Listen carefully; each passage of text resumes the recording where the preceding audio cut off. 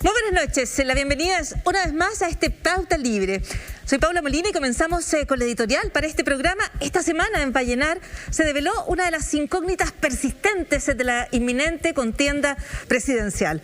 La autoproclamación de Yasna Proboste como candidata de la democracia cristiana supuso un ejercicio de fuerza para la antigua centroizquierda que, por segunda vez consecutiva, no consiguió llegar a las primarias legales para resolver sus candidaturas. Y hasta ahora informa de una consulta ciudadana presencial para dirimir quién será el abanderado o la abanderada el 21 de agosto próximo.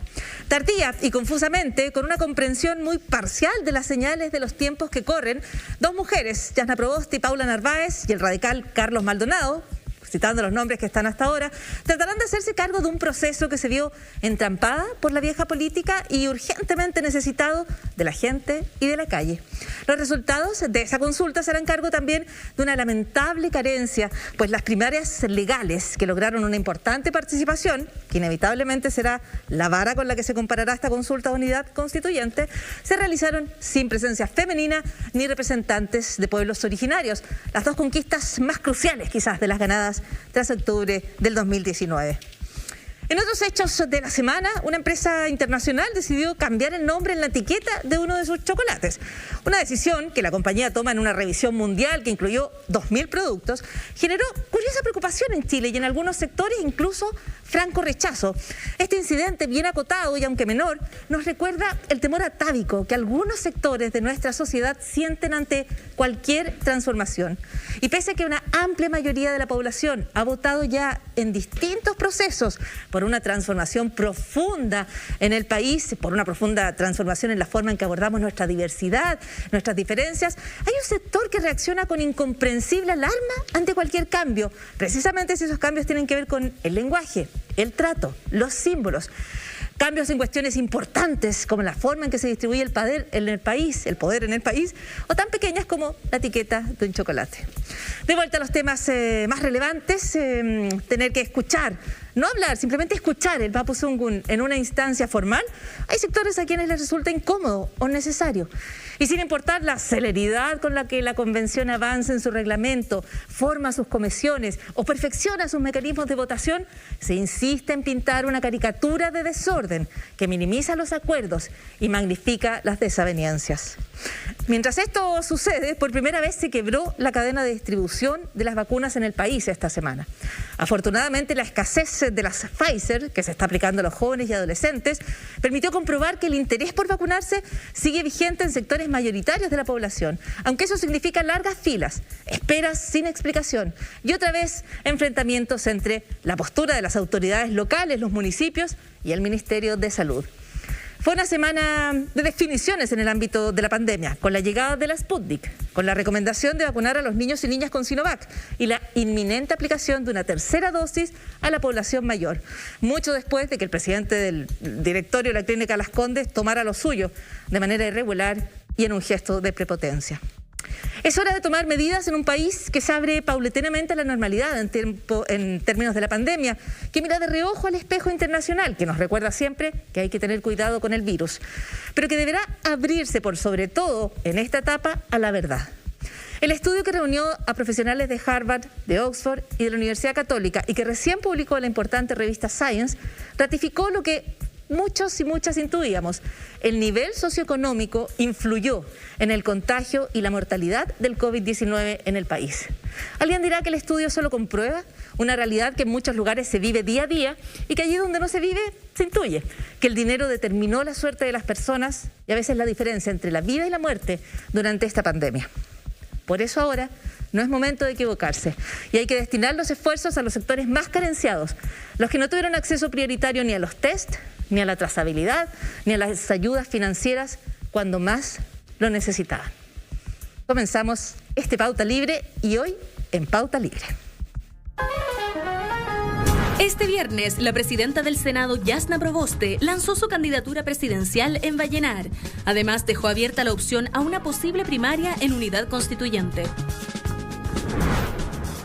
El psiquiatra, director ejecutivo de la Fundación Procultura y académico de la Universidad Autónoma, Alberto Larraín, conversa con nuestro panel acerca de la salud mental de los niños durante esta pandemia.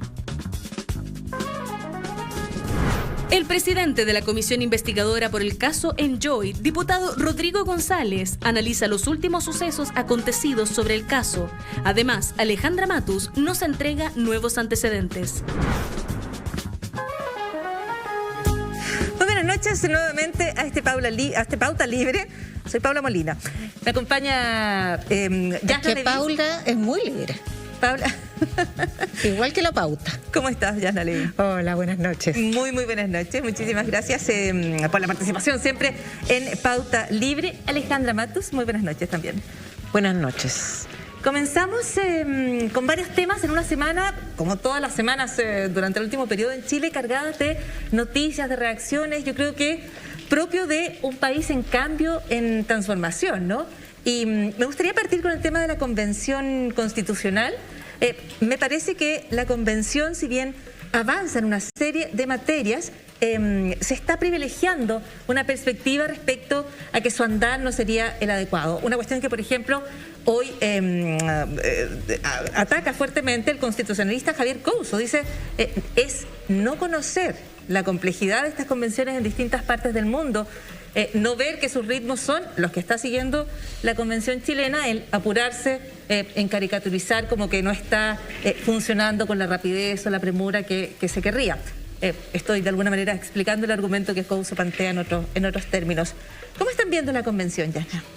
Yo concuerdo con tu punto y con el rescate que haces de las expresiones de Couso, porque claramente en la medida en que no hay una capacidad de dialogar desde la minoría, porque no se ha desarrollado la capacidad de articular diálogo en la derecha, acostumbrados a un subsidio de representación. La derecha siempre ha sido minoría en el Parlamento, desde el retorno de la democracia, pero lograba generar acuerdos, entre comillas, consensos, a través de un subsidio de representación vía quórum supramayoritarios, vía senadores designados hasta el 2005, vía Tribunal Constitucional, etcétera. Desprovistos de esos instrumentos autoritarios de subsidio a su representación, como carecen de una cultura de diálogo democrático, no han sido capaces de desenvolverse en este foro democrático, que no cabe duda alguna que es el más democrático, el más representativo que haya tenido Chile en las últimas décadas.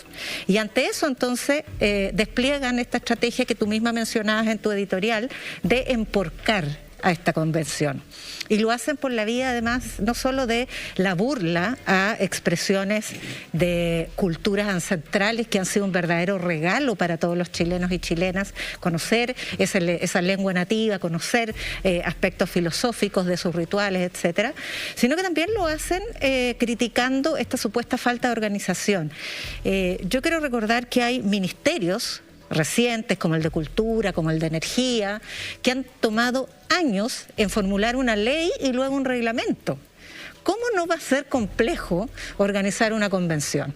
Entonces, por la vía de caricaturizar los discursos y convertir un discurso que es un análisis político que hizo Elisa Loncón en este canal, en una entrevista con Mónica González, en que dijo lo que les pasa a la derecha, que se sienten incómodos desde su posición de minoría. Marcela Cubillos lo decodifica como si fuera, y cito, pavimentar el camino a la división. Eso es una interpretación antojadiza de un mensaje que es un análisis político completamente certero y además generoso de parte de Elisa Loncón. Esto de llegar comiendo negrita es... No se entiende cuál es el mensaje que hay detrás de eso, salvo un chiste mal desempeñado, de la misma manera que todas estas permanentes tuiteos, en fin. O sea, frente a la incapacidad de diálogo democrático, porque no es la condición de minoría lo que los inhibe, es la incapacidad de articular destrezas de negociación, emporcan y ensucian el proceso constituyente. Mientras por el lado de otras mayorías que tampoco han logrado articularse como tal, que están probando estrategias de alianza, sí se ha ido logrando establecer determinadas formas de coaliciones en relación a las 5 comisiones que se establecieron esta semana. Sí, yo más bien creo que ha sido un proceso de articulación ordenado, dialogante, todo lo contrario de lo que aparece en este despliegue de descalificaciones por parte de la minoría de derecha. Claro, apuntar a que es imposible empezar a escribir una constitución si tú no defines, por ejemplo, las comisiones, y dentro de esas comisiones, la comisión de reglamento. O sea, es imprescindible establecer las reglas en las cuales se va a participar, cómo se va a votar, cuáles van a ser los plazos, cuáles van a ser los quórum. Eso es absolutamente previo a la tarea de redactar la Constitución. Entonces se caricaturiza esta idea de que la Convención no ha empezado a escribir artículo 1, cuando es absolutamente imposible que parta por aquello sin establecer cuál es el reglamento, cómo se van a ordenar, y eso es lo que hacen las comisiones. Alejandra. Sí, yo comparto el análisis de que es antojadizo o más bien una caricatura decir que la Convención es desordenada. La democracia implica cierto desorden, no hay nada más ordenado que una dictadura.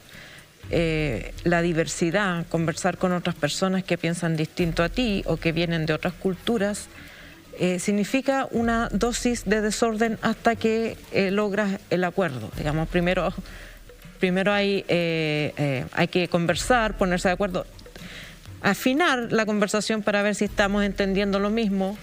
Hay constituyentes cuya lengua materna no es el español, no hay traductores para los pueblos originarios, entonces es una cosa que toma tiempo, pero a mí me parece que ha tomado extraordinariamente poco tiempo. El jueves se votaron 56 resoluciones. Se han conformado las comisiones en 2 semanas, un poquito más. En una convención que cuando llegaron a constituirse los convencionales no había protocolo sanitario, no estaban los equipos, no tenían señal. Entonces, yo pongo a cualquier grupo de personas, o sea, siempre pongo el ejemplo. ¿Cuánto cuesta en un curso los apoderados ponerse de acuerdo? Pensé que ibas a mencionar apoderados y apoderados. O sea, claro. ¿A qué hora van a ir a buscar, no sé? Ponerse de acuerdo en a dónde vamos a ir el paseo a fin de año. O sea, se lleva todo el año discutiendo dónde va el padre y unos quieren volar. Entonces, creo que primero que nada, hay que tener respeto por los convencionales y las convencionales, porque no están ahí designadas a dedo. Han sido elegidos, tienen un mandato muy representativo. Es el organismo, tal como decía Yasna, más representativo político de la sociedad chilena, y por lo tanto hay que tener respeto por el trabajo que están haciendo y de todos los sectores.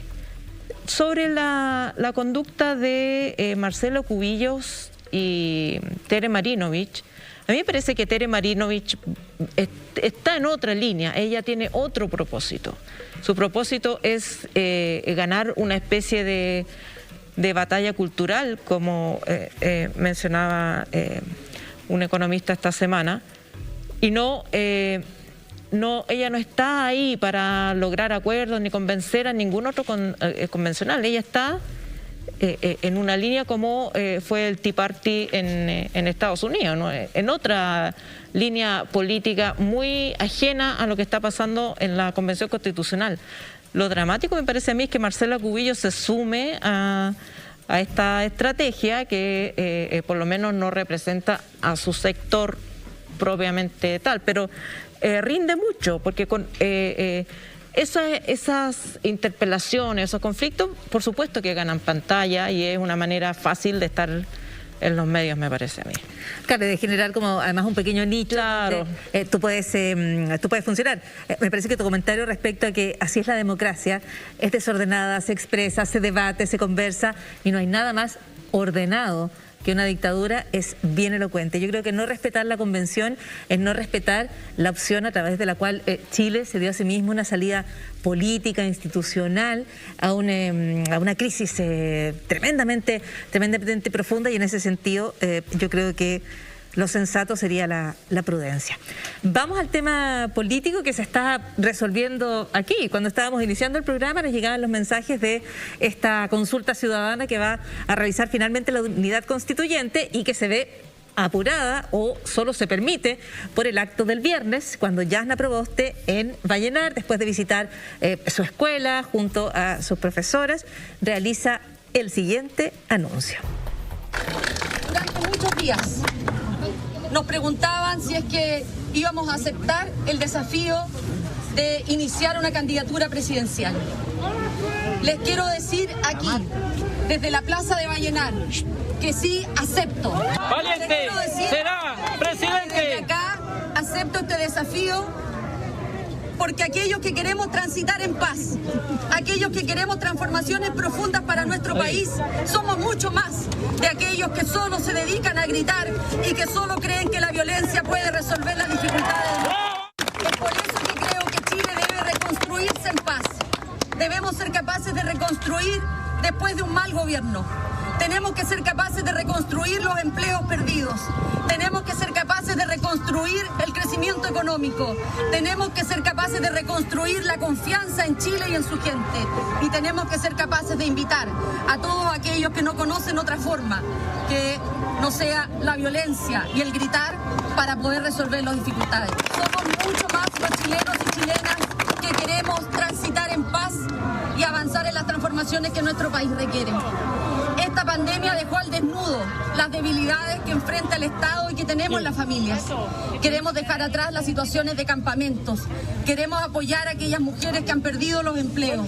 Queremos gobernar Chile con la mirada y con la voz de las regiones, de manera de poder avanzar en más igualdad para todos nuestros territorios. Y quiero decirles desde acá, desde la Plaza de Vallenar, que estoy disponible para cualquier mecanismo que sea abierto, democrático, participativo y que le dé garantías a los ciudadanos que participen de aquello.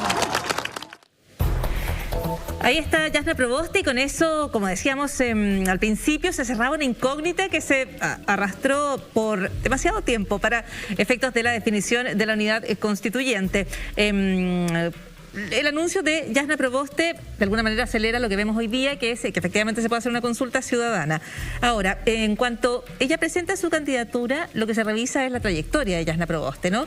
Y la acusación que ella enfrentó cuando era ministra de Educación y que termina con su destitución. Surgían varias precisiones respecto a efectivamente de qué se trató esa acusación. Se deslindaba efectivamente que Jasna Proboste no había sido ella quien había, por ejemplo, tomado recursos públicos, ¿no? Que era una de las sospechas que quedan flotando en medio de una opinión pública que no tiene por qué ir siguiendo detalle a detalle, paso a paso, artículo a artículo, los hechos políticos y más bien se queda con la mirada general, ¿no es cierto?, que ella fue destituida. Es un buen momento para recordar qué pasó exactamente con Jasna Proboste en ese momento, Alejandra. Bueno, hubo una acusación constitucional, como recordarán nuestra audiencia, en que se le atribuía falta de, no recuerdo la palabra precisa, pero es como falta de diligencia en el ejercicio de la función pública o en el ejercicio del Ministerio de Educación. Estos hechos eran responsabilidad de la Seremía de Santiago, pero ella la superior directa, y tenían que ver con el traspaso de fondos públicos a los colegios particulares subvencionados, respecto de los cuales no había un orden administrativo suficientemente pulcro. No hubo en su momento ni tampoco fue el reproche que le hizo Contraloría sobre estos hechos a desfalco, ni corrupción, ni mal uso de los fondos, sino que desorden administrativo que había comenzado antes de que ella asumiera el Ministerio de Educación. Los hechos, pero más allá de los hechos, yo creo que es interesante la travesía por el desierto de Jasna Proboste, porque Jasna Proboste fue destituida, ella lo ha dicho, y yo creo que los hechos políticos también lo demuestran en ese minuto. Ella fue destituida en una operación política y pasó esta travesía por el desierto de irse fuera del país, volver a su región y empezar a constituir un poder local. Era vista como una política que se había refugiado en su zona, y ahí fue muy eficiente en ganar todas las elecciones en las que se involucró. Pero yo creo que el punto ahora, más que esa trayectoria, porque la podemos escuchar en sus palabras, es la carga que tiene de representar a lo que fue la concertación. Está tratando de buscar un discurso en el cual intenta decir que a la izquierda ahí están los violentos y los gritones, que me parece bastante injusto, y por otro lado a la derecha los que no quieren transformaciones. Es un pasadizo muy estrecho que le va a costar mucho transitar, porque si uno mira la trayectoria política de Jasna Proboste, uno se pregunta por qué no está aliándose con Boric. O sea, en términos de plataforma política, de propuestas políticas, está impulsando un proyecto de indulto a los prisioneros políticos. En su equipo económico está Ricardo French Davis, que plantea el término de la AFP, que plantea un Estado más robusto para enfrentar los problemas sociales de Chile. Es una plataforma política muy similar a la del Frente Amplio o incluso a la de Jadwe. Pero los partidos políticos de la concertación están atrapados, me parece a mí, en las lógicas antiguas de que necesitan una candidatura no solo para disputar la presidencia, sino para armar las listas parlamentarias. Y es por esa razón por la que no se baja Narváez, y es por esa razón que aparecen candidatos, una vez a la semana aparecen candidatos, porque lo que en realidad no quieren, no están pensando que van a elegir un presidente o presidenta, están pensando cómo hacemos para armar una lista parlamentaria y potenciar la presencia en el futuro Congreso, me parece a mí. Claro, o sea, ciertamente eso está de fondo. Ahora yo creo que Jasna Proboste ciertamente puede exhibir esta resiliencia. O sea, la operación política, como tú la describes, fue no solo tremendamente efectiva, sino que fue muy brutal, ¿no es cierto? O sea, claro, esta distinción respecto a que los hechos que finalmente le causan la destitución habían ocurrido antes que ella y sin participación directa de ella, que no había corrupción de parte de ella. Esa fue una cuestión que quedó en la nebulosa. Marcela Cubillos tuvo un papel importante en esa destitución, además de Jasna Proboste. Jasna Levin, ¿cómo ves? No, hay que recordar que el propio Harald Bayer, también destituido, pero como ministro del gobierno siguiente de Piñera, dijo en su defensa que era tan injusta la acusación contra él como había sido la de Jasna Proboste. Sí. De tal manera que en esa materia no hay demasiada duda. Fue una operación, pero la operación fue de la derecha, con el acuerdo de Adolfo Saldívar, todavía demócrata cristiano, que era senador en esa época y que ese mismo año quebró con la democracia cristiana. Es así como se logró conformar la mayoría que impuso la destitución, y con el senador Fernando Flores, que ya también se había ido de la concertación. Pero a mí me parece interesante retomar el punto que hace Alejandra respecto del mensaje con el que ella lanza su candidatura. Esto de la mayoría estamos por la paz y no aquellos que solo saben gritar y hacer violencia. Primero amalgama los que gritan y los que hacen violencia. La protesta es a gritos, yo no conozco protestas mudas. Y creo que es un paso peligroso separarse, en el esfuerzo de diferenciarse de Boric, separarse de la protesta. Porque lo que tiene el proceso constituyente en pie es la protesta. Pero claro, esta cornisa por la que ella camina para no caer hacia la derecha, también buscando espacio en el centro, o hacia la izquierda, que también buscan espacio en el centro, tiene una gran debilidad, y es que si ella se impone en las primarias o consulta ciudadana que se va a hacer el 20 de abril, si es que llega a hacerse, porque recordemos que estas primarias se han caído a última hora, como por ejemplo cuando Soledad Alvear declinó en favor de Bachelet con primarias también ya organizadas, con los votos impresos, etcétera. Ella va a enfrentar una estampida de votación socialista probablemente hacia Boric. Es muy difícil mantener al electorado socialista. Probablemente la estructura partidaria sea muy leal y cumpla sus compromisos, pero el electorado socialista, autónomo, independiente, más, que claro, probablemente ya fue a votar por Boric en la primaria, va a volver a votar por Boric en la primera vuelta. Y el Partido Socialista es el único partido que se mantiene en pie dentro de esa concertación que está agonizante.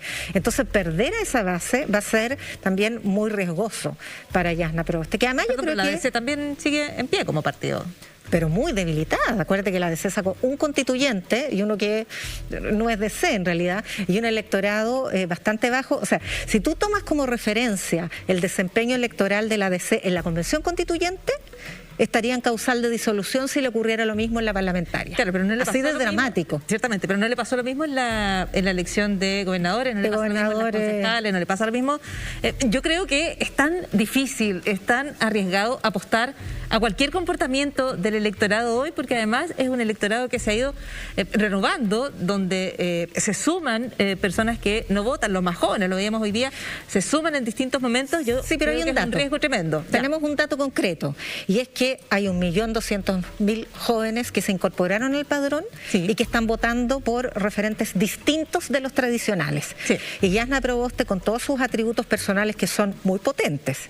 Muy potentes, ella es resiliente, ella es una mujer, es joven, es la única mujer que va a ir. Es Dieguita como Alejandra. El único apellido originario, es que es el único apellido, perdón, pero como en los últimos días, por Dios que les ha dado con ir a buscar los apellidos de los candidatos. Claro, ¿no? El origen, de dónde viene la familia del papá, porque la mamá, la familia. Yo diría que la figura de la mujer y la figura del pueblo originario está completamente copado en la Convención Constitucional, y allí Jasna Proboste no compite. Porque por ahí pasó un par de gente, Dieguita, y por ahí, claro, es una mujer, pero la política tradicional. Yo creo que para ella va a ser muy difícil. No, perdón, pero esto quiere decir que esto es elección presidencial. Tú dices como, ya tenemos mujer de pueblo originario en la convención, eso ya no es una ventaja en términos de presidencial. No, es distinto, pero son liderazgos que están presentes en la sociedad. Entonces la sociedad ya no reclama ese tipo de liderazgo en la presidencial, porque lo tiene donde es más importante, es una hipótesis. Lo sabemos. Lo tiene donde es más importante, que es en Elisa Loncón, por una parte.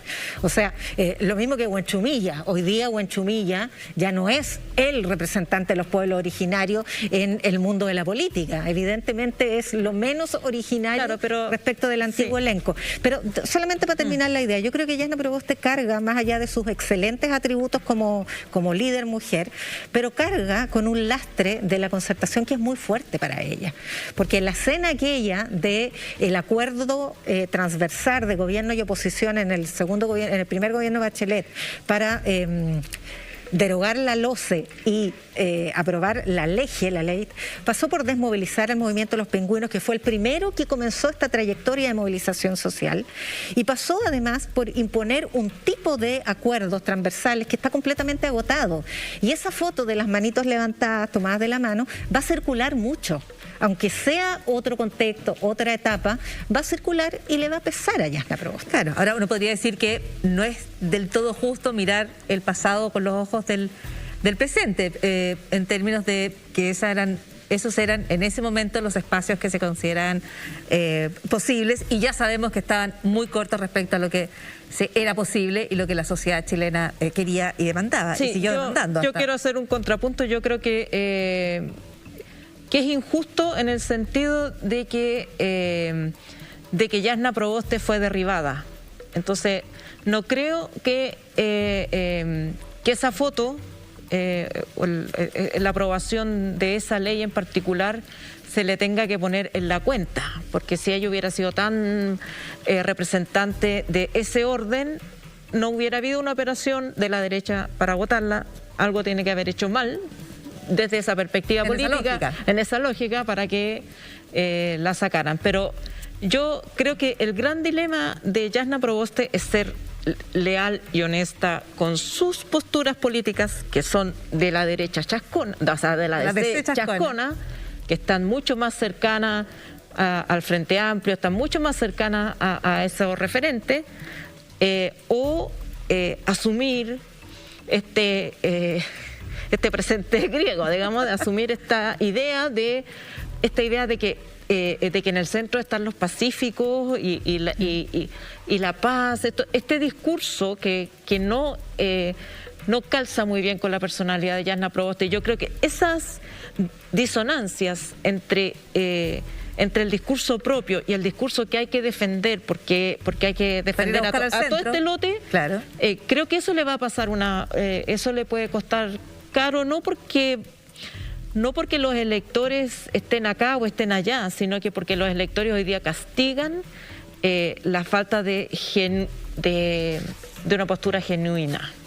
Una palabra para Ricardo French Davis, que es el único Chicago Boy que no era Chicago Boy, que no va a la Universidad de Chicago, pero es un economista que siempre ha tenido posturas más progresistas y que desde muy luego denunció las enormes carencias del modelo económico y de la aplicación de las recetas neoliberales. Por eso no fue nunca ministro de Hacienda en los gobiernos de la Concertación. Claro. Ahí tienes un punto, quizás en un eventual gobierno de unidad constituyente o es que si uno lo mira, si estos partidos realmente estuvieran pensando en el porvenir de Chile, o sea, yo no entiendo por qué no está Paula Narváez, Yanna Proboste y otros yendo a apoyar a Boric, digamos. Hagamos un contubernio entre nosotros porque, digamos, pensamos, o sea, Ricardo French Davis, Gonzalo Marner y están en la misma línea, digamos, para poner economistas que han estado en esta campaña. Pero son los rituales políticos y digamos, todas estas expectativas que se forman en los partidos políticos de vamos a perder la candidatura, vamos a perder el distrito, vamos a perder, lo que impiden que en realidad se hagan acuerdos fuera de estos cadalsos que lamentablemente todavía se arrastran, me parece a mí. Claro, y prueba de eso es que no llegaron a primarias legales y estamos en estas consultas ciudadanas que inevitablemente, como me decía Yasna antes de entrar al aire, se van a medir con los 3 millones de participación de las primarias legales y cualquier número bajo aquello se va a considerar, no sé si un fracaso, pero se va a marcar como un punto. Ojo, la primaria de la democracia cristiana en la que ganó Jimena Rincón, luego vetada, movió 30.000 militantes. Eso no es poco porque son solo militantes. Ahora, es poco respecto de 3 millones. A los 3 millones. Ok, bueno, no podría contar solo los votos de la aprobodignidad, digamos, no se espera que vaya a votar la derecha, pero vamos a ver. Seguimos en este Pauta Libre, vamos a estar hablando después de este pequeño corte respecto a salud mental, uno de los aspectos probablemente que con más fuerza, con más agudeza nos están afectando hoy a toda la sociedad chilena, una sociedad que empieza a tantear estos espacios de desconfinamiento con siempre la mirada atenta a las variantes, qué es lo que va a pasar con la pandemia, qué es lo que está pasando en otros lugares y si esas olas que vuelven y vuelven podrían también volver a alcanzarnos. De salud mental conversamos después de esta pausa.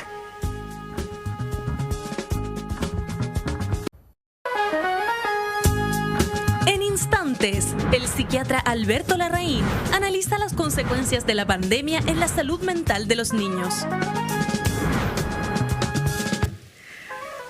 Estamos de vuelta, estamos en este Pauta Libre y queremos Segunda vez el lapsus. Sí, es que el estrés. No, parece que necesitas libertad. De estrés vamos a hablar. Es un grito de protesta. Si mis compañeras Yasna Levin y Alejandra Matus me acompañan. Vamos a hablar con Aldo. Vamos a hablar del estrés. Vamos a hablar de cómo poder manejar una situación tan compleja como la que estamos viviendo en pandemia y particularmente cómo podemos apoyar a adolescentes, niños, niñas, jóvenes que están viéndose particularmente afectados. La postergación de las clases, la necesidad de hacer clases a distancia, allí donde a veces ni siquiera hay una buena conexión a internet o una señal o un dispositivo o se está intentando aprender, tratar de tomar atención a las clases cuando está el resto de la familia también tratando de hacer su día a día. Hay momentos muy complicados cuando se empiezan a abrir los regresos a las clases presenciales, un tema súper debatido en Chile como todos los temas, ¿no es cierto? Nos cuesta encontrarnos en las cuestiones más importantes. Vamos a hablar con Alberto Larraín, que es psiquiatra, que es director ejecutivo de la Fundación Procultura, además académico de la Universidad Autónoma. ¿Cómo estás, Alberto? Muy bienvenido. Paula, muchas gracias por la invitación. Alejandra, Yanna, muchas gracias. Bueno, no vamos a hablar de los actos fallidos, vamos a hablar del estrés y del manejo de la pandemia. Es la población joven la que hoy día ustedes o tú ves más afectada por los efectos de la pandemia, los confinamientos, el estrés. La población joven sin duda es una de las poblaciones más afectadas. Uno podría decir que al menos hay hay 4, ¿ya? Para ponerlo en términos generales. Una, obviamente, es todo el personal sanitario, que tiene indicadores muy malos y todavía, para hacerlo en términos generales, el país no tiene implementado su programa de acompañamiento de salud mental a la población, pese al requerimiento continuo de los gremios. Solamente son cosas aisladas. La segunda población más dura son las mujeres, en términos globales, no solamente por el que aumenta la violencia de manera importante, se ha proyectado más o menos un 30-40% de incremento de la violencia. El año pasado tuvimos un incremento de los femicidios frustrados de manera brutal, sino que el peso de la pandemia la cargan las mujeres. Eso es un hecho de la causa y eso afecta principalmente a ellas.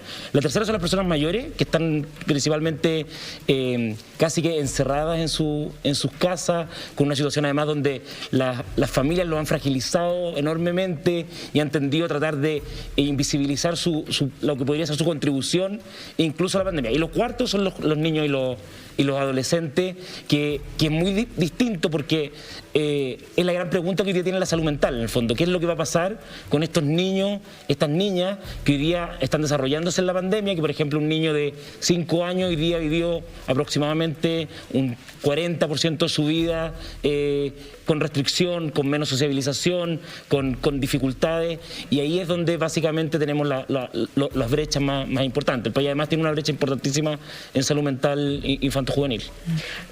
Yo voy a aprovechar de hacer la pregunta porque precisamente soy madre de un niño que hoy tiene 5 años, está por cumplir 6, y este tema lo conversé hace un tiempo en un programa, en un medio digital con Pati Muñoz, que es la defensora de la niñez, y ella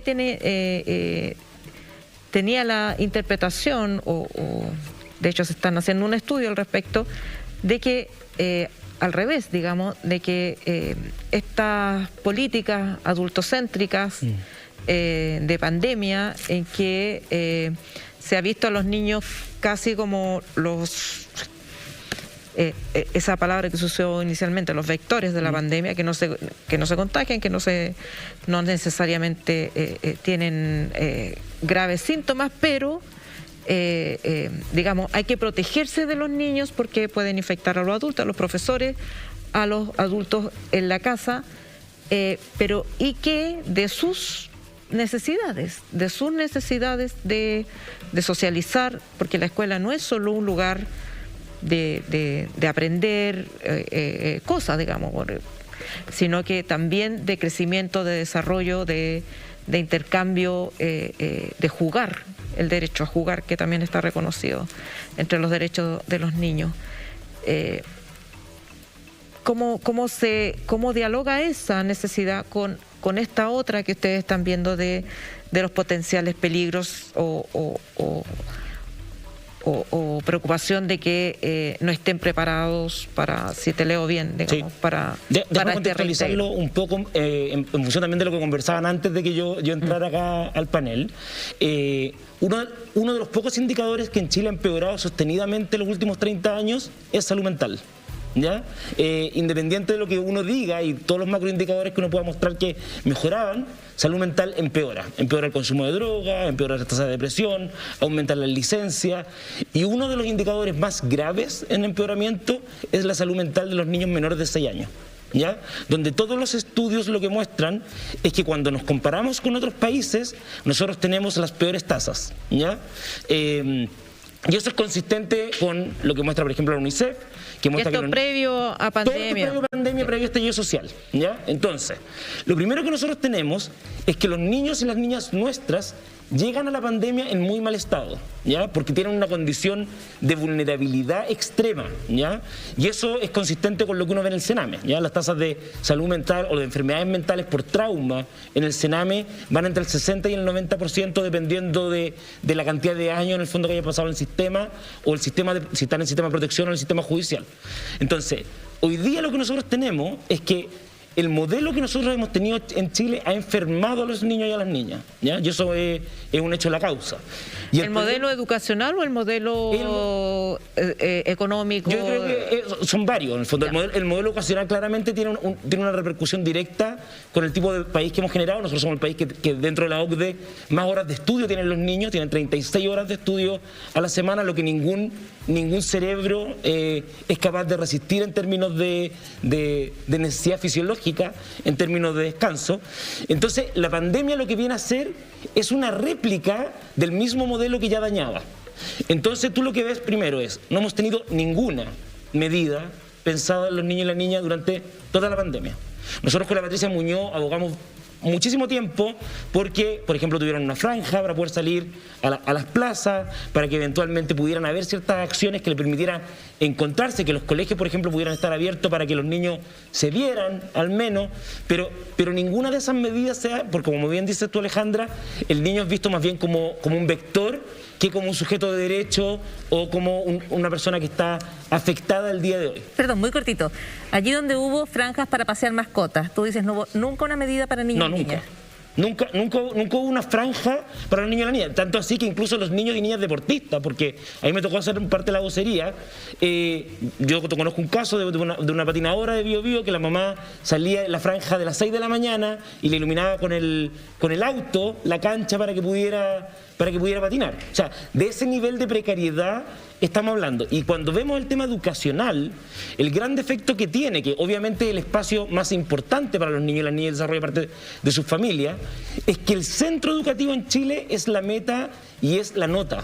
Sigue sin ser un espacio de desarrollo personal. Nosotros no hemos tenido, en todo lo que va a la pandemia, espacios de educación socioemocional, por ejemplo, los profesores.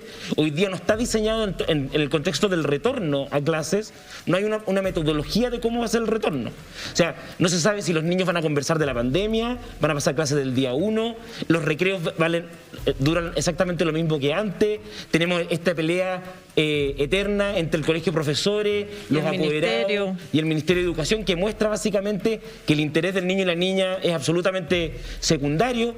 Entonces, al final lo que uno percibe es que el gran riesgo es que efectivamente los indicadores que tenemos, los pocos indicadores que tenemos, muestran que ha ido incrementándose las sensaciones de soledad, de tristeza, que están aproximadamente hoy día entre 1 de cada 3, 1 de cada 4 niños de la población, que gran parte de los niños hoy día tienen una irritabilidad basal. Estamos hablando del estudio de la Universidad de Chile que salió hace un par de semanas, mostraba sobre un 80% en irritabilidad, en faltas de poder tratar en el fondo de seguir instrucciones, alteraciones del apetito. Entonces niños que han subido de peso de manera importante, y eso además va de la mano con el caso de la docencia, que los indicadores de los docentes son de los peores indicadores de salud mental de toda la población.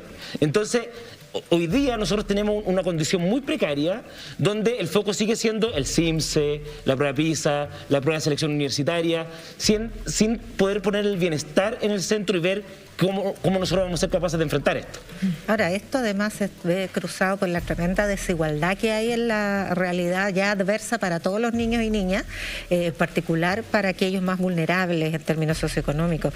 Estaba viendo la encuesta de experiencias educativas del Centro de Investigación Avanzada en Educación de la Universidad de Chile, que se conoció en diciembre del año pasado, y decía que mientras 8 de cada 10 niños de escuelas privadas tienen clase al menos una vez al día, online por supuesto, en el caso de la educación pública es 3 de cada 10.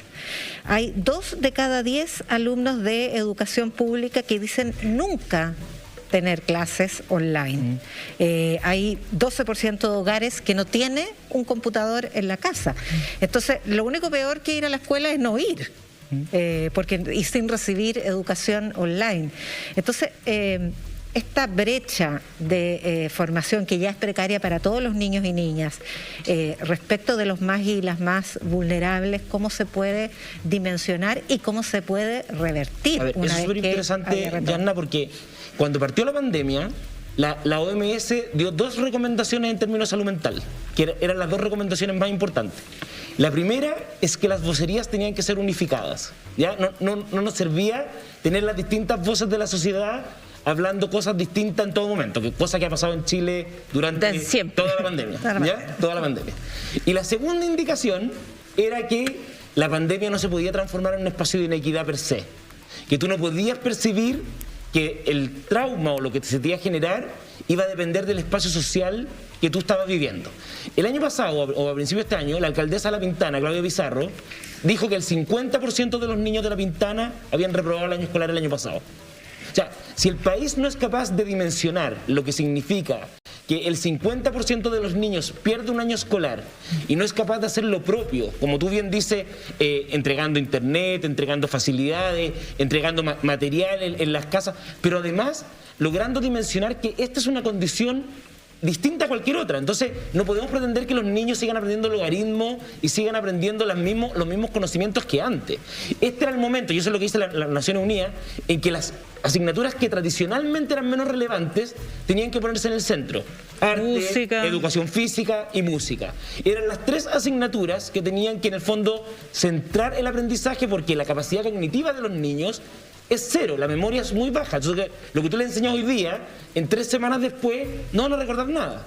Pero seguimos con la dinámica de la guía, el aprendizaje y de esa manera. Y perdón, es pavoroso ver esta cantidad de laptops apiñados en las bodegas de la Municipalidad de Santiago durante meses sin que todavía se distribuyan.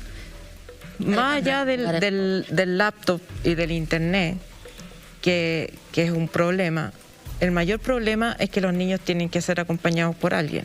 Además. Y ese alguien en general es la madre. Y si la madre tiene un trabajo adicional, y si son más de un niño en la casa, normalmente no alcanzan ni los recursos, ni la capacidad psicológica, mental, física, incluso de los acompañantes adultos de esos niños. Muchas niñas asumen las tareas domésticas de la madre, secundan a la madre. Entonces, las niñas, también se ha detectado que las niñas que en tiempos normales tienen un aprendizaje más rápido o van más avanzada que sus compañeros varones, han ido retrocediendo.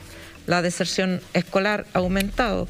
Pero mi pregunta es, en este escenario, que tal como tú dices, no hay preparación, no volver a clases presenciales, o sea, se han abierto los moles, y no abrir las escuelas es una bomba atómica para muchas familias, o sea, digamos. Yo voy a partir diciendo que yo mis hijos los he mandado cada vez que se han abierto las escuelas. Yo cuento la hora. Partir declarando ese hecho, ¿ya? Y tiene que ver principalmente con que ellos también han tenido deterioro en su salud mental, pero efectivamente echan de menos su colegio, echan de menos sus amigos y con todas las dificultades que hay. Ahora, el problema que hemos tenido, de nuevo, tiene que ver con cómo se va discutiendo el tema. El Ministerio de Educación ha tratado de poner permanentemente la discusión desde el punto de vista del aprendizaje, ¿ya? Y de los contenidos que los niños no van a recibir, versus lo que debería haber sido el centro, que tendría que ver con el cuidado de los niños y cómo nosotros nos hacíamos cargo de esas familias que son más vulnerables y cómo las acompañamos de mejor manera. Entonces, hoy día estamos efectivamente en un diálogo que no llega a ninguna parte, entre las distintas partes, entre los apoderados, el colegio de profesores y el ministerio, donde no logramos tener los mínimos. El mínimo en todos los países ha sido la apertura de los colegios. O sea, ese era el primer espacio general que teníamos que abrir, pero nosotros tomamos otra jerarquía y partimos con los malls, partimos con el comercio, partimos con un montón de otras cosas, porque efectivamente para nosotros país, la prioridad sigue siendo lo económico por sobre el tema del bienestar.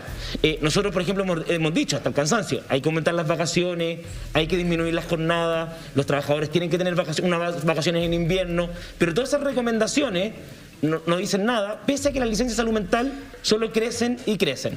Ok, pero ¿qué hacemos en esa conversación que ha sido tan difícil y donde no nos hemos puesto de acuerdo, cuando desde profesores, profesoras, lo que se apunta es que ellos no es su rol cuidar a los niños, ¿no es cierto? Ellos siempre dicen, nosotros no somos una guardería, ellos tampoco cuentan con apoyo de salud mental, también han tenido una situación sumamente difícil, de mucha inestabilidad.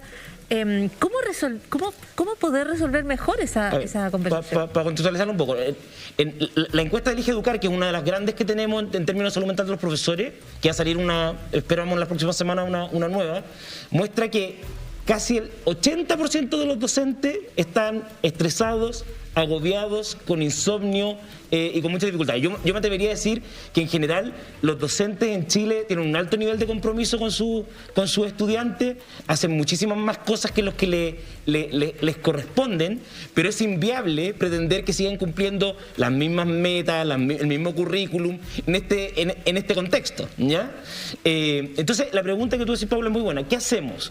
Lo que nosotros necesitamos hacer es que efectivamente el bienestar pase a ser un criterio y pase a ser un criterio ordenador de la pandemia, y lo llevamos pidiendo muchos meses.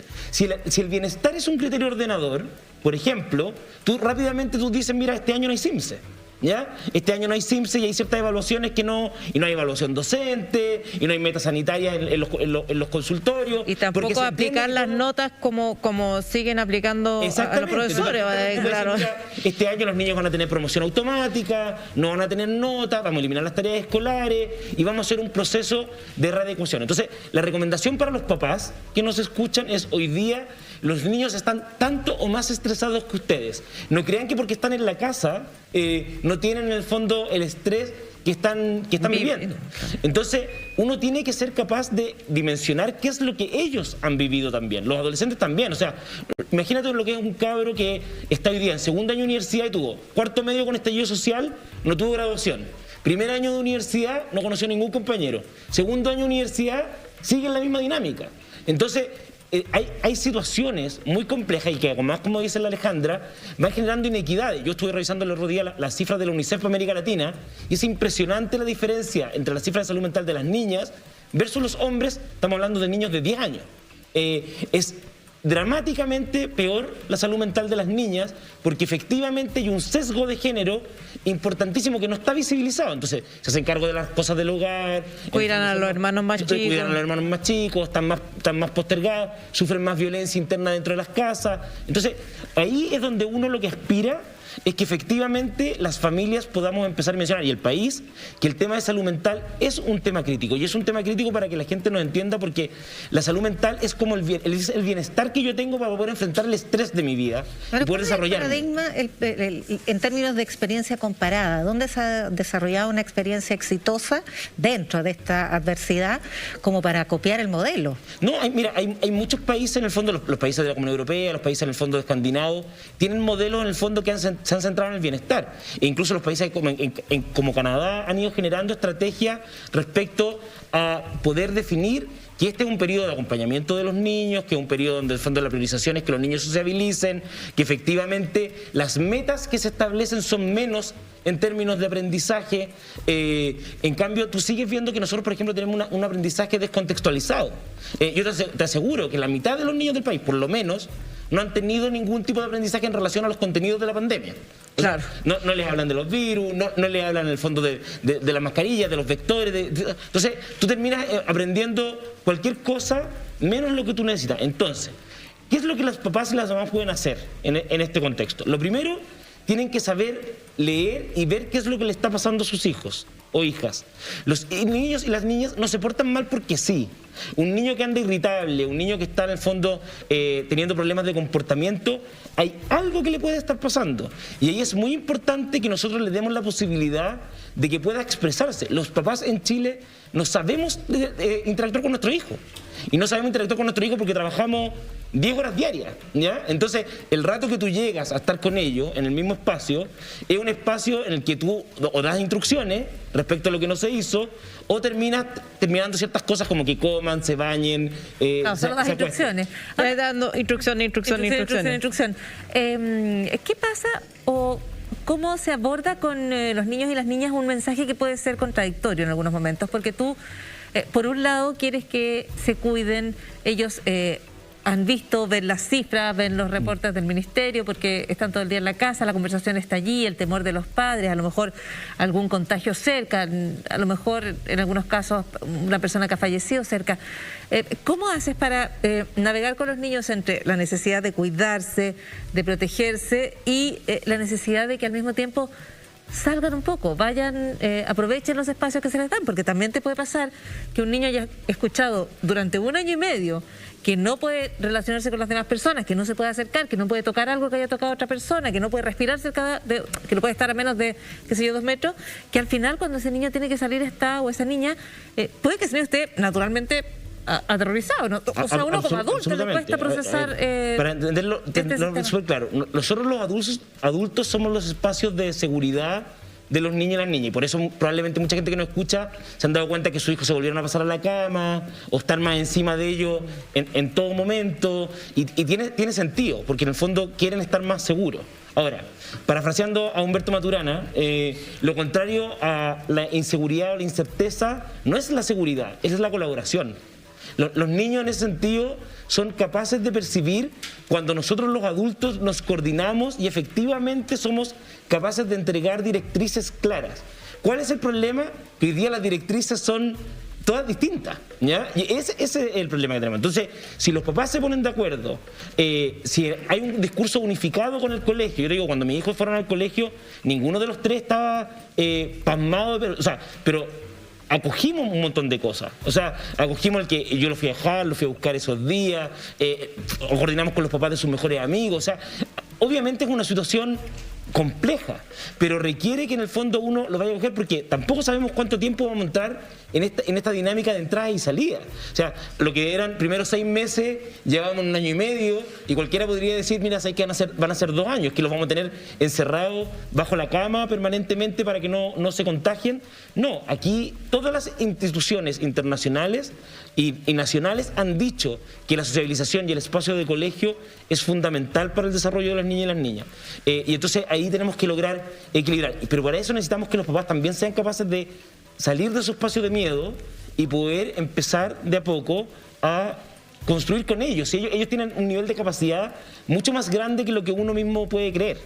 O sea, esta idea de que el colegio debe ser lo último que cierra y lo primero que abre en Chile no ha ocurrido.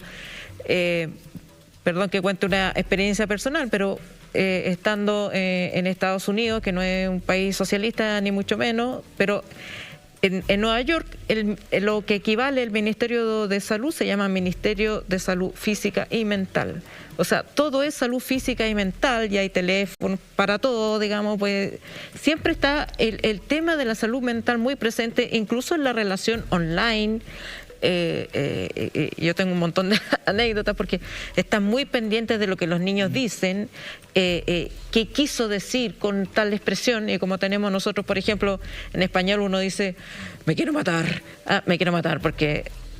y mi hijo decía lo mismo en inglés, pensaban que efectivamente, entonces ya se activó toda una... pero hay un monitoreo. Hay un monitoreo, hay psicóloga, y esto es escuela pública, no estoy hablando de colegio. Hay atenderlo a él, a mí como madre, qué puede estar pasando. Entonces hay toda una suerte de mecanismos que están siempre ahí, que no solamente existían por la pandemia, siempre han estado ahí, pero que ahora están mucho más activos, y las clases y todos se organizan tal como tú dices, en torno al bienestar. Hemos sabido desde hace bastante tiempo que al aire libre la posibilidad de contagio es casi 0, entonces las clases se hacen al aire libre, en un patio. Y no son clases dictados, son juegos. Entonces, espacios de educación. Juegan, pero los niños ven a otros niños, juegan, están en contacto con la naturaleza. Tocar la tierra, porque además de estar encerrado, muchas familias ni siquiera tienen un patio. Son espacios pequeños, los guetos verticales son terribles. Hay bebés que han nacido en pandemia que no conocen, no han salido de un departamento. Entonces, pero hay cosas que se pueden hacer que son simples. Ahí me tocó participar en la Comisión Presidencial de Salud Mental del COVID. ¿Ya? Estuvimos durante 7 meses yendo 2 veces a la semana con senadores, diputados, ministros, subsecretarios. Yo creo que las recomendaciones no se implementaron por ninguna. Ninguna de las recomendaciones. No tenemos campaña comunicacional, no tenemos las cosas que se han pedido. El presupuesto de salud mental en Chile es de los más bajos del mundo. del mundo. Hace 2 o 3 semanas aparece el reporte de que dan las clínicas del incremento del intento de suicidio en adolescentes, ¿ya? Mercurio, página completa, en el fondo, incluso una clínica diciendo que había aumentado 16 veces el intento de suicidio en adolescentes. El lunes cerraron las camas de salud mental, el Ministerio de Salud, en los hospitales públicos. La reconvirtió a cirugía. Esa es la realidad que nosotros tenemos. La realidad que nosotros tenemos es que de verdad creen que lo que nosotros hacemos no es ciencia, ¿ya? No logran tomarle el peso, pese a que son la primera causa de licencias médicas. Y lo que te dicen es, no, es que los chilenos mienten, se las consiguen, son licencias falsas, cuando la realidad es que la población está reventada. Esa es la realidad, los niños están reventados, sus papás están reventados, sus docentes están reventados. Entonces nosotros necesitamos ciertos criterios mínimos, establecer más vacaciones y de verdad la gente que nos escucha, los empresarios, es la mejor inversión que pueden hacer para sus empresas, para sus lugares de trabajo, porque nosotros, por ejemplo, en Procultura, la fundación que yo dirijo, dimos una semana de libre disposición de vacaciones ahora, que la gente dijera en cualquier momento cuándo se la quería tomar, que la programáramos, y es establecer cuáles son los mecanismos para poder cuidarnos entre nosotros, porque es muy desgastante. Todos nosotros estamos hoy día cansados, durmiendo más mal, con agotamiento mental, nos damos cuenta que la concentración está más lenta, que la memoria está más mala. Entonces, seguir invisibilizando este tema es brutal. Ni siquiera hemos tenido una campaña comunicacional, ni siquiera una frase de radio. Eso es lo que nosotros, mira, uno no es que aspire de verdad a ser la punta de lanza, ni que tengamos que todo tema sea salud mental, pero de verdad tenemos 5 millones de afectados en el país, 5 millones. Esa es la realidad de personas hoy día que requieren acompañamiento y tratamiento. Tenemos menos de 1 millón de cupos. Entonces, o educamos, y por eso agradecer el espacio, o de verdad aquí no va a haber forma. El país puede caer en recesión posterior por todo lo que va a empezar a salir cuando empiezan a salir las cuarentenas. Van a empezar a aparecer todos los aumentos de violaciones, todos los temas de maltrato intrafamiliar. Todo eso está descrito. Hay países, Japón, por ejemplo, acaba de abrir un Ministerio de la Soledad en el contexto de la pandemia, por el aumento de suicidio que tuvo. Sí. Entonces, si aquí no hay que inventar la rueda, es cosa de mirar cómo está la evidencia y ver en el fondo qué cosas podemos implementar para que esto mejore. Bueno, y por lo pronto es dejar de mirar con sospecha las licencias médicas o dejar de pensar desde la sospecha nuevamente cualquier planteamiento que se haga respecto a la necesidad de abordar la salud mental. Es bien dramático lo que nos cuentas, Alberto, particularmente de la forma en que le hemos fallado a niños y niñas durante esta pandemia, y no llevamos 3 meses, ni 6, ni 9, llevamos 1 año y 7 meses ya en esta situación. No es tarde para llegar un mensaje único, para seguir las recomendaciones de la Organización. Como decía Yarna, la pregunta es qué va a pasar con esos niños que reprobaron el año pasado. ¿Van a volver a reprobar este año? Un niño que pierde 2 años escolares deserta. Y nosotros sabemos que la deserción es el camino inicial al consumo de droga. Ya hay 40.000 deserciones escolares. Sí. Hay muchísimo que seguir conversando y hemos tratado de aportar algo desde este espacio. Muchísimas gracias, Alberto, por haber estado hoy día con nosotros. Muchas gracias a ustedes. Tenemos un libro de regalo para ti, Recetas Conciencia, de Gabriel León y María Paz Contreras. Le agradecemos a Penguin Random House por ese pequeño obsequio. Alberto Larraín, psiquiatra, director ejecutivo de la Fundación Procultura y académico de la Universidad Autónoma. Muchas gracias, Paula. Muy buenas noches a todas. Gracias. Seguimos en este Pauta Libre, nos vamos a un pequeño corte, pero vamos a volver con nuevos antecedentes del caso Enjoy. Alejandra Matus nos traerá más detalles y vamos a estar conversando con el diputado Rodrigo González. Todo eso después de esta breve pausa.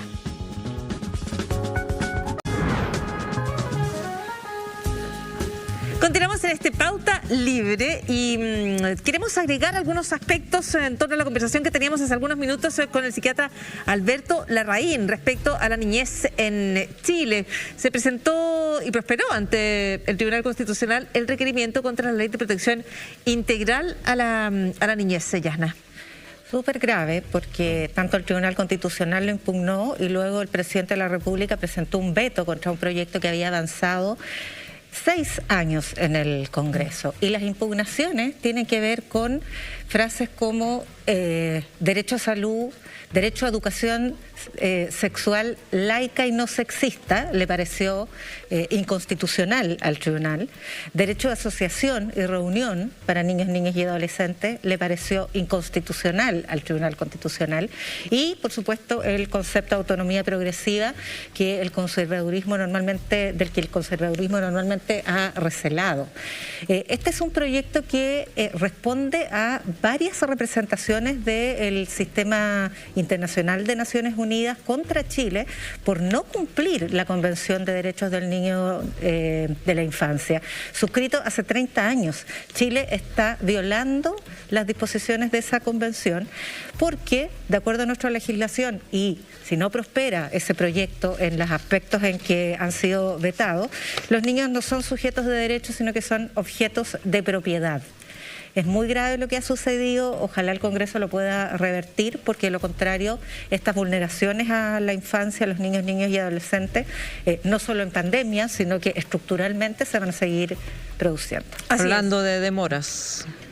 Oye, ¿me permite sí, una observación sobre esto? Porque mi tema es la educación. Antes de la presentación, pero vamos a tener que presentarlo en ese caso, bueno. Diputado Rodrigo González nos acompaña esta noche en el estudio, es el presidente de la Comisión Investigadora del caso Enjoy. ¿Cómo está, diputado? Muy buenas noches. ¿Cómo están? Qué gusto estar con ustedes aquí. Muchísimas gracias. El apunte que usted quería hacer respecto al tema de la niñez, de la Ley de Protección Integral a la Niñez. Bueno, me parece que estamos como que estuviéramos volviendo a la barbarie. La verdad es que es inconcebible que se haya presentado un veto ante este proyecto que ha sido aprobado con tal mayoría en la Cámara, con muchas objeciones, sobre todo la derecha más conservadora, pero los conceptos fundamentales que han sido objetados forman parte de la Ley General de Educación.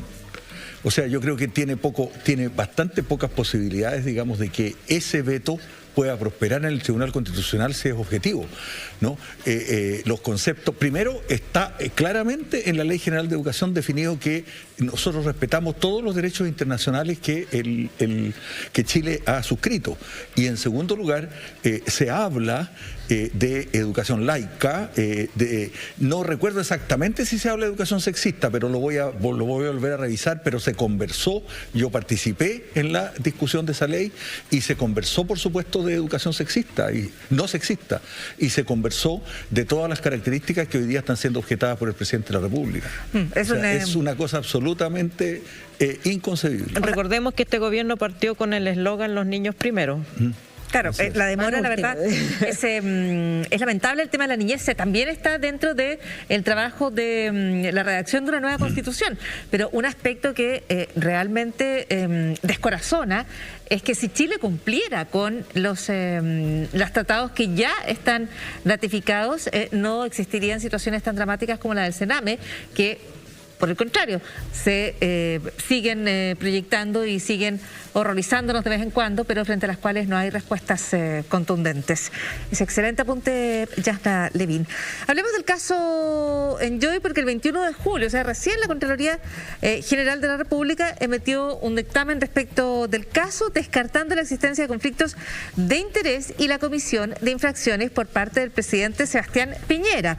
Sí decidió la Contraloría instruir una auditoría a la Superintendencia de Casinos de Juegos, considerando que la resolución que otorgó una prórroga de 6 meses para los casinos, para ejecutar nuevas obras en algunos de estos lugares, y la suspensión del cobro de una millonaria boleta de garantía Casino del Mar de Enjoy no se ajustaba a derecho. Alejandra, hagamos una actualización de este caso que tú has seguido y has denunciado en la prensa.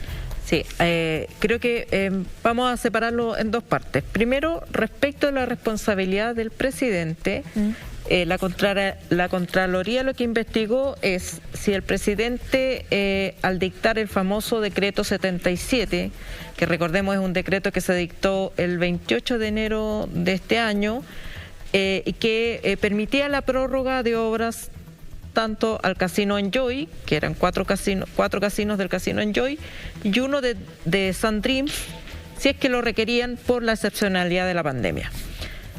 Respecto de ese decreto, dice la Contraloría que adoptar una medida extraordinaria en pandemia era razonable, y de hecho por esa misma razón la propia Contraloría había tomado razón de ese decreto, pero el 9 de febrero.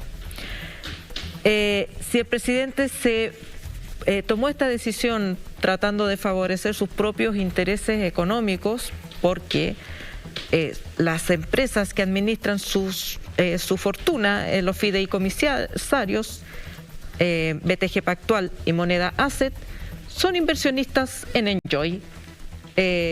no solamente son inversionistas, sino que garantizaban, tenían por un lado la boleta de garantía, la había puesto BTG Pactual, por lo tanto si se cobraba la boleta de garantía estaba en serios problemas.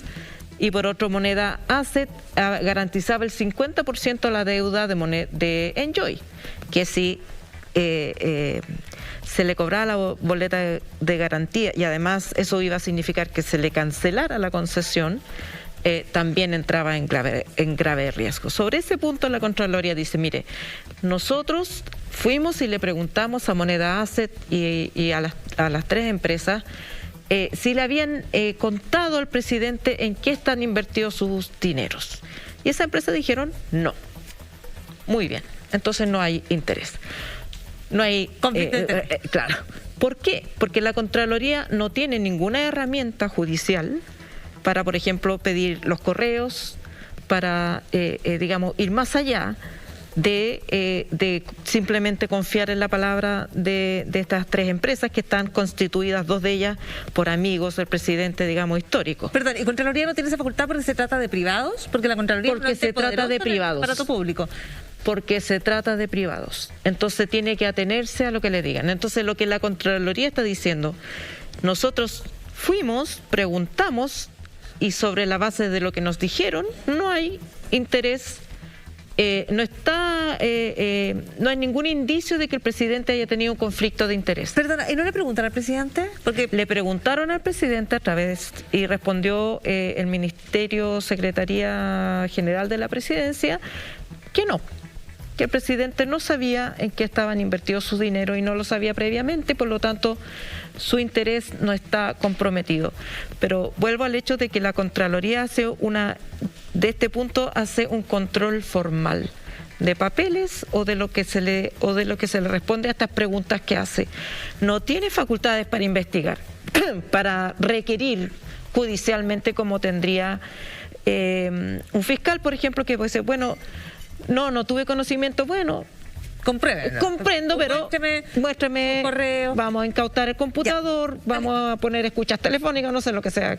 No tiene las herramientas Contraloría. Tú dijiste que hay dos aspectos. ¿Podemos detenernos en ese aspecto? Entonces, preguntarle al diputado Rodrigo González cómo ve esta primera información, que es la que se vio de manera más vistosa en la prensa, ¿no es cierto? Durante la semana lo que decía es que la Contraloría descarta conflicto de interés del presidente en relación al caso Enjoy. Diputado, ¿es esa decisión de la Contraloría suficiente? Yo creo que es insuficiente y sobre todo yo creo que el presidente debe estar muy enojado por el fallo de la Contraloría. Muy enojado, y les quiero contar por qué. Porque lo que dice la Contraloría, si uno lee, digamos, el texto de fondo... Entre líneas, lo que dice la Contraloría es que si hubiese tenido el fideicomiso en la mano y hubiese podido trazar, ¿no?, las inversiones, habría probablemente podido saber si algún fondo de los que él tenía invertido en BTG Pactual o en Moneda podrían estar invertidos en Enjoy. O sea, la Contraloría no dice nada. La Contraloría no se pronuncia, la Contraloría se lava las manos, ¿no? Piñera, en definitiva, digamos, queda exento de una culpa formal en virtud de la opacidad del sistema legal. O sea, esto porque no hay normas ni hay instrumentos en que la Contraloría hubiese podido actuar para saber y trazar el destino de los fondos, ¿no? El presidente, desde luego, tenía que contestar, y Moneda Asset igual era obvio. Decían, mire, nosotros no le hemos dicho nada al presidente, pero fíjese usted que el secretario general de gobierno dijo que él sabía que el presidente no tenía ninguna relación con... El ministro del Interior de la época, claro. Claro, no, Belolio, claro. Belolio dijo, yo doy certeza que no hay ni un solo peso del presidente de la República que esté invertido en Enjoy. ¿Cómo lo sabe él? Y además, el comisario debería ser ciego, digamos, exacto, dónde está la plata, no podría haber declarado nada, Belolio. Pero lo más interesante de esto es que en el propio informe de Contraloría se señala que se sabe que Enjoy tiene inversiones en BTG Pactual y en moneda, ¿no? Claro, ese punto es súper importante, que Contraloría ratifica que estas dos empresas tienen inversiones en Enjoy. Eso es muy importante. Claro. Pero dígame usted, el presidente, él cuando elige su empresa de fideicomiso, no pregunta dónde esa empresa fideicomiso tiene invertido su fondo. ¿El presidente no sabrá eso o tiene que preguntárselo? ¿Pero quién tiene que preguntárselo? El Ministerio Público. En la denuncia que nosotros presentamos ante el Ministerio Público, tiene que preguntarle al presidente: señor Piñera, ¿usted sabía que Enjoy tenía inversiones en BTG Pactual y en moneda? Y yo estoy seguro que el presidente no va a poder decir que no. Es muy difícil que diga que no. Porque ¿cómo? Entonces es un presidente inconsciente o irresponsable que le entrega a cualquier empresa y no sabe dónde esa empresa que le administra sus fondos, dónde tiene sus fondos invertidos y qué riesgo puede incurrir. Entonces podemos inicialmente decir, mire, el presidente primero tiene que aclarar si sabe o no sabe qué pasaba, digamos, y si había inversiones de Enjoy en moneda asset. Además, esa es una empresa que él conocía hace mucho tiempo y que hay muchas relaciones cruzadas con muchas personas. Recordemos que el presidente nombró presidente de NAP al presidente de BTG Pactual. Y por lo tanto también el presidente podría tener, digamos, también muchas relaciones informales por debajo y por alguna parte, digamos, en que algo se filtra, ¿no? Y todo eso, ¿quién lo puede investigar? No lo puede investigar la Contraloría no lo puede trazar. Entonces, ¿qué tenía que hacer la Contraloría? Decir, no pasa nada en esto. Pero sí, dijo la Contraloría, la superintendencia de casinos sí que tiene mucha responsabilidad. Ese era el otro punto que quería explicar. A la pausa para que Alejandra nos explique la segunda lista, que es la decisión que plantea respecto a la superintendencia. ¿Lo vamos en la pauta? No. ¿En la pausa? ¿Ahora? Al tiro. La segunda parte es, bueno, todo esto en relación con el famoso decreto 77, pero resulta que el decreto 77 se dictó tan sobre el filo de la fecha en que Enjoy tenía que pagar la boleta de garantía. El decreto sale el 28, Enjoy tenía que pagar el 30 y el decreto no alcanzaba a salir de Contraloría. ¿Qué pasó? Que hubo una decisión de la Super de Casinos y Juegos en esos mismos días, y que dice, mire, estamos esperando que la Contraloría nos responda a una pregunta que le hicimos en diciembre, y como esa pregunta no ha llegado, vamos a suspender el procedimiento a la espera de ese dictamen. Sobre esa decisión, porque como en ese minuto ya la superintendencia no tenía el decreto firmado y se le habían acabado todas las atribuciones que tenía para darle una nueva prórroga a Enjoy, sale con esto que es un resquicio, una leguleyada, porque los servicios no tienen que pedirle permiso a la Contraloría para ejercer sus facultades. Lo que le correspondía a la Superintendencia de Casino y Juego en ese momento era decir, no hay ninguna norma que lo impida o que me inhiba de hacer esto, entonces tengo que cobrar la garantía y tengo que cancelar la concesión. ¿Y la superintendencia no cobra la garantía? Y no la cobra ni hace, porque dice, estoy esperando que la Contraloría me responda un dictamen. Lo que dice Contraloría ahora, que esa manera de pensar fue contraria a derecho, que lo que le correspondía a la Super de Casinos era ejercer sus facultades, en este caso, cobrar la boleta y cancelar la personería, la concesión a Casino Enjoy. Ese punto, que lo dice Contraloría claramente, que fue contrario a derecho, es un exocet, porque la actual superintendenta de Casinos y Juegos debiera renunciar, se le debiera hacer un juicio de reposición, que se hace con un funcionario que viola la ley a la hora de tomar una decisión, digamos, está en una situación bastante incómoda, y sobre todo la pregunta es, ¿qué va a pasar entonces? Porque como no se cobraron las garantías, Enjoy siguió existiendo Y en abril siguiente reformuló su propiedad, hizo que entraran la gente a la cual le debía dinero, entraron a la propiedad. Entonces los Martínez que estaban a la cabeza de toda esta operación ya tienen una propiedad en la empresa muy pequeña. Que está diluida. Claro. Ya. ¿Cómo se lleva adelante la auditoría, la auditoría instruida?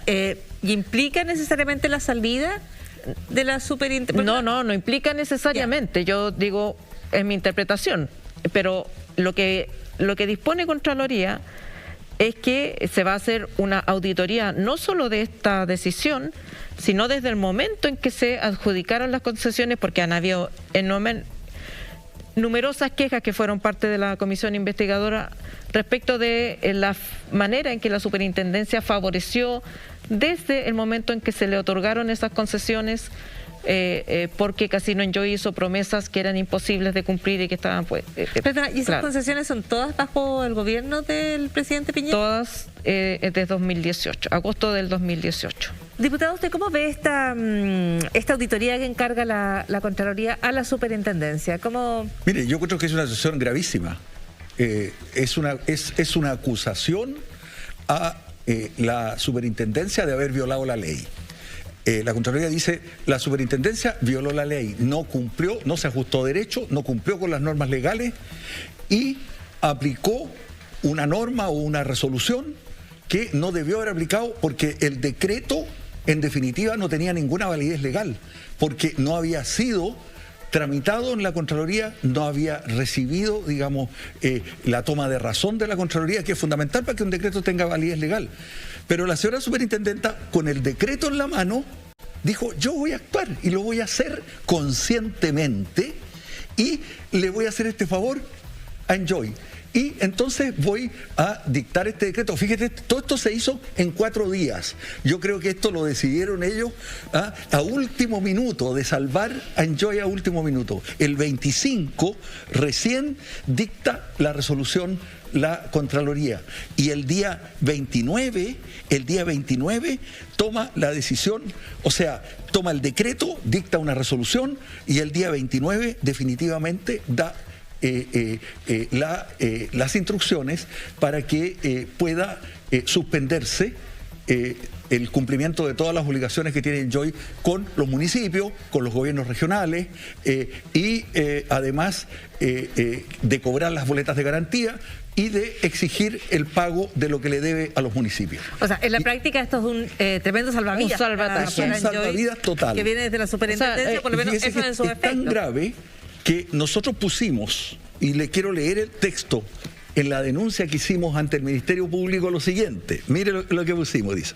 En este caso, quizás pudiera haber ocurrido que en la Superintendencia de Casinos de Fuego, por negligencia inexcusable, malicia, u órdenes o sugerencias insistentes, se hubieran dado a Enjoy más beneficios o espacios que de un estrecho apego a la ley mediante no habría recibido. Esa es la acusación que nosotros les hacíamos y le pedimos al Ministerio Público que lo investigue. ¿Qué conducta es esa? Es una conducta en el Código Penal que se llama prevaricación. Artículo prevaricación, artículo 228 del Código Penal. Y por lo tanto, lo que vamos a hacer ahora ¿Me lo dice después de la pausa? querella.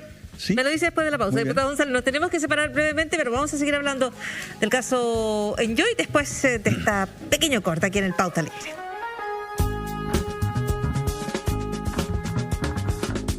Seguimos en Pauta Libre y seguimos revisando la decisión de la Contraloría, el dictamen de Contraloría que descarta conflicto de interés en el caso Enjoy por parte del presidente de la República, pero instruye una auditoría a la Superintendencia de Casinos de Juego, una situación que Alejandra Matus aquí en el estudio ha descrito como un exocet en el caso donde lo que se está analizando es de qué manera y si es que se favoreció a Enjoy con la postergación del pago de boletas de garantía justo a la fecha límite en la cual tenía que cumplir con esos compromisos.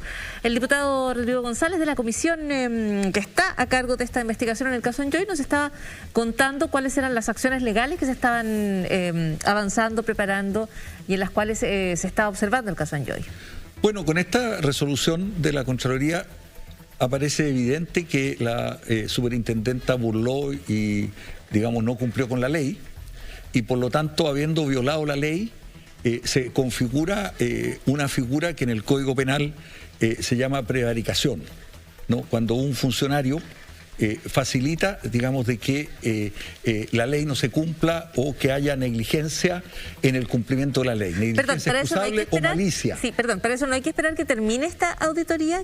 No, nosotros vamos, como tenemos una denuncia hecha sobre esto y ya nos habíamos referido a que posiblemente existía ese delito en el escrito que ya entregamos, ahora le vamos a decir al fiscal, el fiscal Almendrari, que está llevando esta causa, le vamos a decir, mire, aquí la Contraloría dijo exactamente lo que está en este texto, aquí se configura, investíguelo por favor, el posible delito de prevaricariato, en que se favoreció directamente a una empresa por negligencia inexcusable o por malicia, en conocimiento. Porque en este caso, aquí hay malicia, porque ella sabía perfectamente que le estaba salvando la vida a la empresa, que no le estaba cobrando la boleta de garantía, no le estaba obligando a pagar sus deudas, cuando la empresa estaba justamente en dificultades y habría quebrado y chao. Chao, Enjoy, ¿no? Si eso hubiera ocurrido. Que es lo mismo que está ocurriendo, y les voy a explicar después por qué, hoy día en Puerto Varas. Pero lo interesante, digamos, del caso es que aquí la situación, digamos, que pone muy en dificultad también al ministro de Hacienda y a todo el gobierno en relación con la protección que le han estado dando a esta funcionaria. No, esta funcionaria hoy día, en la situación en que está y con el dictamen que ya dictó la Contraloría y con la auditoría que abrió a todo el proceso de adjudicación de licencias. Recuérdense que se adjudicaron licencias para Viña, Pucón, Iquique, 5 casinos. Puerto Varas. Y en todos esos casos, la comisión investigadora determinó todas estas irregularidades y gracias a estas irregularidades realmente se le prorrogó durante mucho tiempo las obligaciones a Enjoy. Y Enjoy, entonces ahora, solamente porque existieron estas denuncias, se vio obligado a que en el caso de Viña, Enjoy tuviera que hacerse cargo de la licitación y obligó a que Viña, gracias a estas denuncias, las denuncias de Alejandra, las denuncias que hizo la comisión investigadora, y como esto todo salió a luz, en Viña hoy día se le están pagando dentro de unos pocos días 11.000 millones de pesos a la Municipalidad de Viña, que es lo mismo que debería ocurrir en Puerto Varas, pero en Puerto Varas la superintendencia se está negando de nuevo a cumplir la ley. Y le voy a explicar lo que está ocurriendo. Yana Levin tenía una pregunta sobre el caso. Sí, no, es que esto también abre una interrogante mayor respecto del concepto que hay detrás de esta visión tan restrictiva del conflicto de interés, porque está establecido después de la Comisión Engel esta figura. Sin embargo, siendo público y notoria, de público conocimiento la amistad del presidente Piñera con esa sociedad, se considera que no hay antecedentes suficientes como para establecer el conflicto de interés.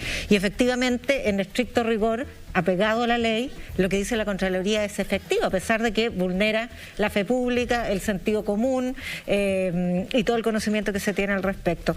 Entonces, eso es uno, ¿qué pasa con esa regulación? Y segundo, esto es algo que ocurre también en toda la superintendencia. Hay aquí una visión de la regulación de las industrias que también es bastante neoliberal por lo demás, porque hay una tendencia, además de la puerta giratoria de que el superintendente o la superintendenta pasa luego al directorio de alguna de las industrias reguladas, tiene un concepto de su función reguladora y fiscalizadora que tiende más bien a proteger a la industria, aunque sea en contra del interés del consumidor, por ejemplo, de la ciudadanía, que a verdaderamente regularla y fiscalizarla. Esto es una cuestión estructural, me parece a mí. Entonces me gustaría que nos contara desde el punto de vista legislativo cómo se abordan estos vacíos. Qué buena tu pregunta, Yasna. estamos en una comisión investigadora, 2 por así decirlo, donde estamos investigando todo el sistema de AFP y el sistema financiero, donde lo que ha aparecido es justamente lo que tú estás diciendo, ¿no? Los conflictos de interés prácticamente, digamos, no se supervisan, y el sistema financiero y el régimen de inversiones es lo que estamos llegando, avanzando, digamos, en la investigación. El sistema y el régimen de inversiones lo establece un órgano que se llama CTI, ¿no? La Comisión Técnica de Inversiones, quien junto con otro organismo que se llama CCR, el comité, digamos, de la Comisión Calificadora de Riesgo, son los que determinan todo lo que ocurre en el sistema de inversiones. Ese sistema es un sistema autorregulado, donde los que predominan no es el sector público, ¿no? El superintendente tiene muy pocas facultades frente al CTI y frente a esta CCR. Y es un sistema donde la superintendencia en estos órganos colegiados tiene prácticamente la mayoría, en el CTI por lo menos. Y ese régimen de inversiones ha establecido normas reglamentarias que superan la ley y que han dejado sin cumplimiento la ley, que prohíbe que los fondos de los trabajadores que administran las AFP puedan ser invertidos directa ni indirectamente en AFP o sociedades relacionadas con la AFP o sociedades relacionadas con el sistema de inversiones. Pero nada de eso se cumple. ¿Por qué? Porque justamente, digamos, no hay una regulación de los conflictos de interés, y ahí se estableció un club de personas muy restringidas, muy pequeñas, que manejan la inmensa mayoría de los fondos y de los recursos que existen en el sistema financiero chileno. Son miles y miles de millones de pesos. En ese club, donde se van rotando como en una sillita musical los mismos personajes, y cada vez hemos ido identificando más personajes, y todos esos personajes los vamos a señalar a la opinión pública, se repiten en sus cargos y no tienen protocolos. Le hemos preguntado dónde están los protocolos de conflicto de interés, no nos han podido mandar un solo protocolo. Nos dicen, no, hay normas generales de conflicto de interés, pero los conflictos de interés no están verdaderamente regulados. O sea, diputado, para entenderlo bien, aquí no, en esta situación puntual que usted está describiendo en torno a las AFP, se hace todo de acuerdo a los reglamentos. Los reglamentos superan la ley, y por lo tanto no hay una irregularidad en términos de que se esté burlando alguna normativa, sino que lo que no tenemos nosotros en el país es una normativa robusta, adecuada para abordar esta situación. Sí, pero se ha vulnerado la ley al hacer eso. También. Y se ha dado una interpretación en contra de algunos funcionarios que desde el interior han declarado que no se podía vulnerar la ley.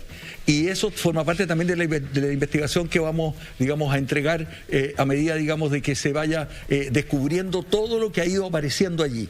Y lo interesante, digamos, es que la comisión tiene como objetivo no solamente detectar todas estas irregularidades, conflictos de interés, triangulaciones, el caso Volcom, el caso Hábitat, el caso ILC, todos esos casos donde hay triangulaciones de fondos de las AFP que son ilícitos o ilegales, sino que la comisión tiene como misión proponer una normativa, ¿no?, que efectivamente haga predominar el interés público en el sistema de inversiones. Ya, pero esta no es materia que debería estar en el Ministerio Público.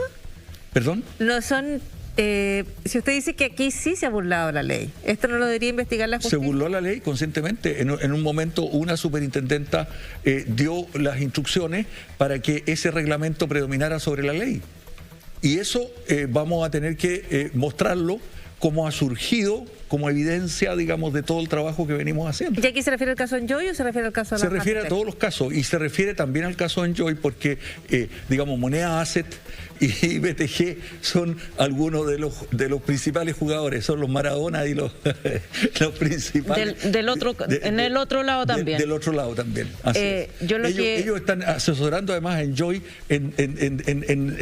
asesoraron a Enjoy en su reestructuración, y ahora se instaló en Gloria Majestad, uno de los profitadores más grandes del sistema de AFP, que es el sistema, las empresas de seguro, y dentro de las empresas de seguro, Penta y Euroamérica hoy día son prácticamente los nuevos dueños de Enjoy. Y nosotros sabemos quién está detrás de Penta, quién manejaba todos los fondos de Penta y cómo a través de Penta se corrompió la política y se usaron fondos, digamos, de uso ilegal para financiar actividades políticas que, digamos, eran ilícitas.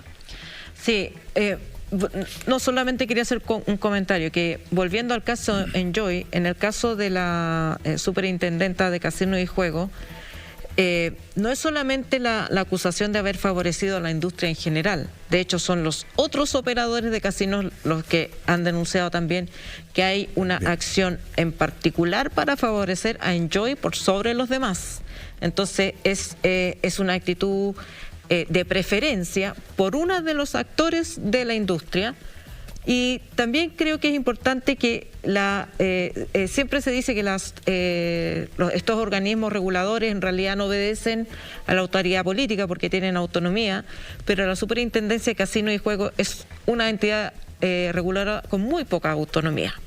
Es una entidad que depende del Ministerio de Hacienda y cuyo nombramiento es personal de confianza. Ella tiene nombramiento de personal de confianza, no tiene un nombramiento autónomo a través del Congreso, como tiene, por ejemplo, el fiscal nacional u otras autoridades del Estado que sí tienen una autonomía mayor reconocida y donde el presidente tiene menos posibilidad de pegar un telefonazo, pero la Superintendencia de Casino no está entre esas tipos de autoridades. La Superintendencia de Pensiones también está en una situación bastante compleja ahí porque, digamos, efectivamente ha permitido que esto ocurra y que la prohibición absoluta que existía, digamos, de que no hubiese ni inversiones directas ni indirectas de las AFP en estas administradoras generales de fondos, al final se vulneró y se dictó una norma de resquicio que lo que llaman inversiones no significativas. Estos vehículos de inversión podían ser instrumentos para usar los fondos de AFP y acumular grandes fortunas. El caso de Volcom, el caso de muchas de esas empresas, digamos... Salle también ha recibido préstamos de la AFP. Ok, o sea, aquí hay una cuestión que tiene que ver con normativa, con una normativa que no está dando, digamos, la talla con la complejidad de estos conflictos de interés, es una cuestión de prácticas. Con la magnitud de recursos. La magnitud de los recursos involucrados. Circula por ahí. Hay irregularidades que se están investigando en el caso de la orden que da la Contraloría y de las acciones legales anunciadas por el diputado Rodrigo González. Muchísimas gracias por haber estado hoy con nosotros planteándonos algunos de los aspectos más importantes. Lo de Puerto Vara. La superintendencia reiteró las mismas conductas, y si quiere se lo cuento otro día, pero exactamente la misma conducta de lo que ha ocurrido con el caso de Viña del Mar. Salvo que en Viña del Mar la fiscalización permitió que finalmente el municipio pudiera estar recuperando parte de sus recursos. Que es lo que usted nos contaba. Le dejamos un libro de regalo que Teresa de Penguin Random House está allí sobre la mesa para que lo tome. Muchísimas gracias, diputado. Muchas gracias. Muy buenas noches. La entrevista. Y llegamos al cierre de este programa. Yasna Levin, muchísimas gracias por la compañía. Gracias, Paula Libre. Y muy buenas noches, Alejandra Matus. Buenas noches, Paula. Le agradecemos, por supuesto, gracias. Le agradecemos además a todo el equipo y nos despedimos hasta el próximo domingo con otro episodio del Pauta Libre. Hasta la próxima.